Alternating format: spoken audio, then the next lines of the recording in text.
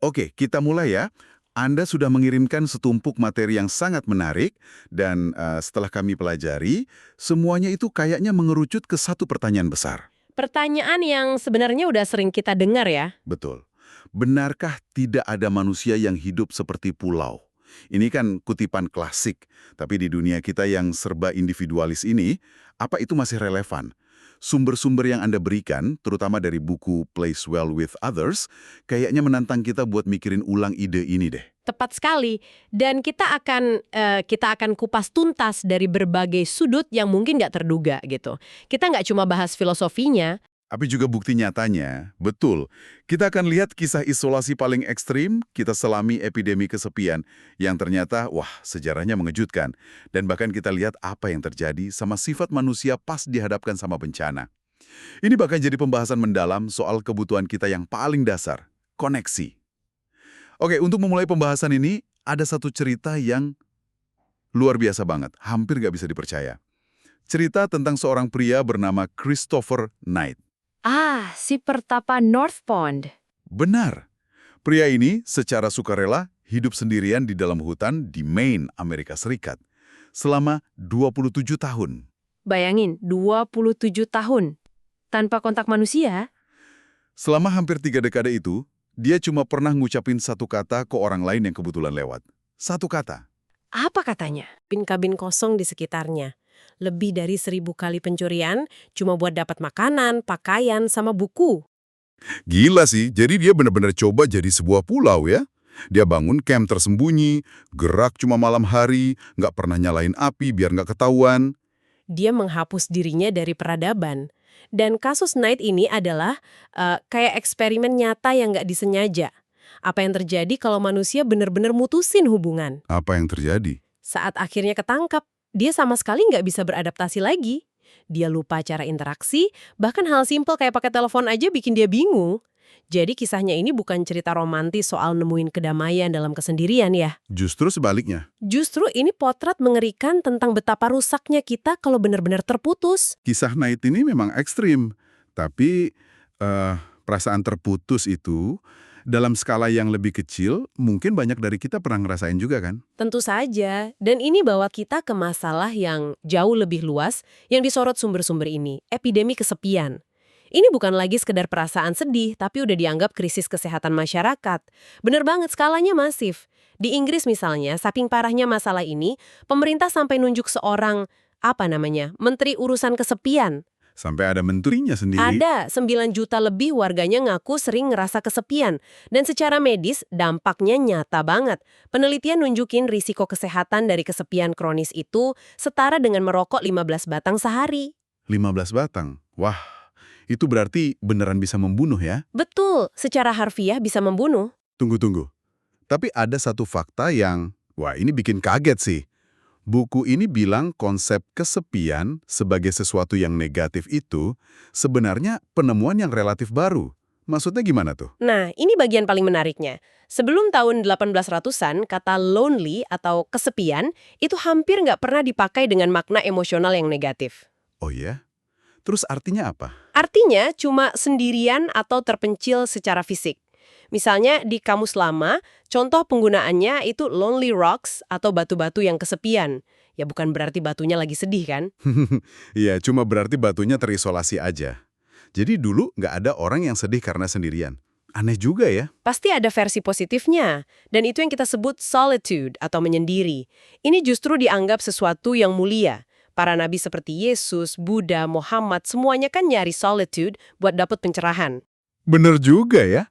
Dulu, saat satu rumah bisa diisi belasan orang, punya waktu buat sendiri itu kemewahan. Bukan kutukan. Tepat. Oke, jadi apa yang berubah? Kenapa sendirian yang tadinya netral atau bahkan positif, tiba-tiba jadi kesepian yang menyakitkan? Pergeserannya terjadi di abad ke-19, seiring dengan munculnya satu ide besar. Individualisme. Individualisme. Betul. Ide ini kan mempromosikan kebebasan pribadi, kemandirian, pencapaian individu di atas segalanya. Narasi kita geser. Dari yang tadinya kita bagian dari komunitas, jadi kamu kapten takdirmu sendiri. Kita dapat banyak kebebasan, tapi Tapi ada harganya. ada harganya. Harganya adalah hilangnya asa kebersamaan.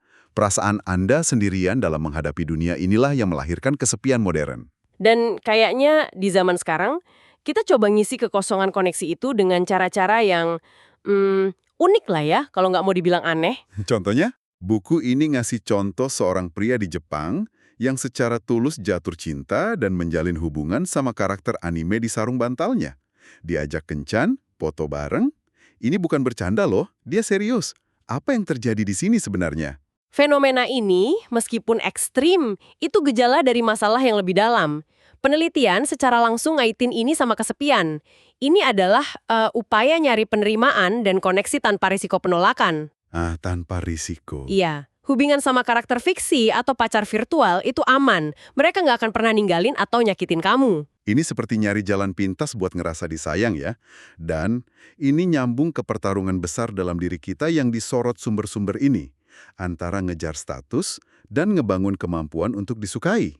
Coba kita bedah ini deh. Tepat. Status itu gampangnya jadi anak keren. Punya kuasa, pengaruh, dominasi. Tujuannya dari luar. Anda bisa dapat status dengan cara yang nggak ngenakin loh. Misalnya jadi tukang bully di sekolah, atau bos yang ditakuti di kantor. Nah, itu dia. Orang mungkin hormat, tapi belum tentu suka. Sementara kemampuan untuk disukai atau likability itu beda ya. Beda banget. Itu tentang bener-bener disenengin orang. Datangnya dari dalam. Dari jadi orang yang baik, suka nolong, berkontribusi. Orang suka sama kamu karena siapa diri kamu. Status itu soal dihormati, kemampuan untuk disukai itu soal dicintai. Dan budaya kita, apalagi dengan adanya medsos, kayaknya terobsesi banget sama status kan. Jumlah pengikut, jumlah like, ketenaran, semuanya permainan status. Tapi sumber ini bilang, dalam jangka panjang, ngejar status itu justru resep bencana. Betul sekali. Ada studi jangka panjang yang luar biasa soal ini. Peneliti ngikutin sekelompok anak-anak keren dari SMP selama 1 dekade. Hasilnya, Gimana hasilnya? di usia dewasa, mereka justru lebih banyak masalah. Tingkat penyalahgunaan narkoba lebih tinggi, hubungan personal lebih buruk, lebih sering terlibat kriminalitas. Loh, kok bisa? Bukannya jadi populer di sekolah itu modal yang bagus? Karena strategi yang bikin mereka populer di umur 13 tahun, kayak gosip, ngucilin orang, atau nakal dikit biar kelihatan keren, itu strategi yang buruk banget buat ngebangun karir atau keluarga di umur 30-an. Justru anak-anak yang fokus ngebangun kemampuan untuk disukai yang lebih sukses ya. Mereka yang punya teman tulus, merekalah yang akhirnya lebih bahagia dan sukses. Tapi obsesi pada status ini nyata banget ya. Saya ingat ada studi yang bilang anak muda sekarang lebih milih jadi asisten pribadi selebriti daripada jadi CEO atau senator. Dan teknologi mempercepatnya secara eksponensial. Dulu ada Robert Putnam di bukunya Bowling Alone, nunjukin gimana TV mulai ngerusak. Ngerusak komunitas ya? Betul, waktu makan malam bareng keluarga, ngundang teman ke rumah, itu turun drastis karena semua orang nonton TV. Sekarang, internet dan medsos itu kayak versi steroidnya. Kita menciptakan ilusi koneksi. Ilusi koneksi yang sibuk. Buku ini pakai analogi bagus. Kita nuker hidangan bergizi dari komunitas nyata dengan kalori kosong dari hubungan parasosial. Rasanya enak sesaat, tapi nggak ngasih nutrisi apa-apa. Oke. Ini semua kedengarannya ada suram ya. Kita kesepian, kita ngejar hal yang salah, teknologi memperburuk keadaan, apa kita memang ditakdirkan buat makin terisolasi? Ada penawarnya gitu. Ada, dan penawarnya itu bukan sesuatu yang harus kita ciptakan, tapi sesuatu yang udah ada di dalam biologi kita. Coba lihat efek placebo. Placebo, maksudnya pil gula yang bisa nyembuhin karena kita percaya itu obat asli. Bukan cuma itu, ada peneliti, Ted Kapchuk, yang nemuin kalau unsur terpenting dari placebo itu bukan pilnya, Terus apa? interaksi yang penuh kepedulian dengan dokternya. Pasien yang dapat akupunktur palsu, tapi dari praktisi yang hangat, empatik, yang benar-benar ngedengerin mereka. Tingkat kesembuhannya 2 kali lipat lebih tinggi. Jadi bukan sihir ya. Ini murni biologis. Rasa diperhatiin itu secara harfiah bisa matiin alarm rasa sakit di tubuh kita. Wow, tepat sekali. Tubuh kita itu punya sistem alarm internal buat rasa sakit dan stres. Nah, pas ada yang ngerawat kita, tubuh kita dapat sinyal. Bantuan telah tiba, kita aman. Alarmnya bisa mati. Sebaliknya, kesepian itu kayak alarm bahaya yang bunyi terus-terusan. Dan koneksi adalah tombol semua aman. Nah itu dia, kekuatan koneksi ini nggak cuma muncul di ruang dokter kan. Buku ini ngebahasnya dalam konteks yang jauh lebih dramatis, bencana. Ini kebalikan dari semua yang kita lihat di film-film ya. Betul-betul. Stereotipnya kan gitu, saat bencana, badai, gempa, anarki, semua orang jadi egois dan menyelamatkan diri sendiri. Tapi data dari dunia nyata, Menunjukkan hal yang sebaliknya. luar biasa. Tapi ya, saat badai Katrina di New Orleans, yang sebenarnya terjadi itu gelombang altruisme dan kerjasama yang spontan. Orang-orang biasa pakai perahu mereka buat nyelamatin tetangga yang nggak mereka kenal.